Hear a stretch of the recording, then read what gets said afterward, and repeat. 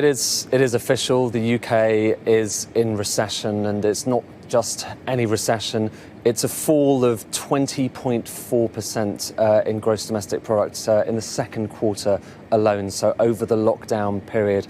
That is an unprecedented number. We have literally never seen anything like that in terms of the scale of the fall in the economy. It is the biggest recession that the UK has ever faced in terms of depth. Since GDP was invented, basically, back in the 1930s. And even if you go back to the 1920s, which is the period that we have quarterly numbers for, we've never seen anything like that before. Now, none of this will necessarily come as a massive surprise. We all knew this was going to be a very big fall in gross domestic product, but the scale of it, to put it into context, is greater than we've seen in any other G7 economies. So among France, the US, other major economies like Germany, they've all had very big falls in GDP, but mostly it's been around the kind of 10%, the early teens, 13.8% in France.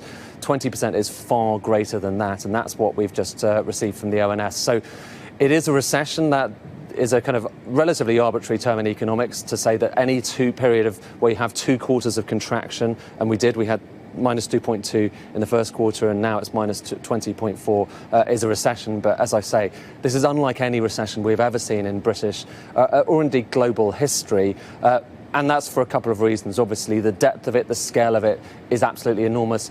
But secondly, and perhaps most importantly, this is a recession that was brought on partly by those lockdown measures to try to keep the virus under control. The big question now is whether there can be any bounce back in the next few quarters, and we'll be delving through those numbers to get a sense of whether there are early signs of that at the moment. It's more or less in line with what economists had expected, but nonetheless, when you look at this, we were all expecting a very big fall indeed, but just to see it in black and white there, when you look at the numbers that are just out from the Office for National Statistics, I have to keep looking at it to remind myself it's real, 20.4%. We've literally never seen anything like it before.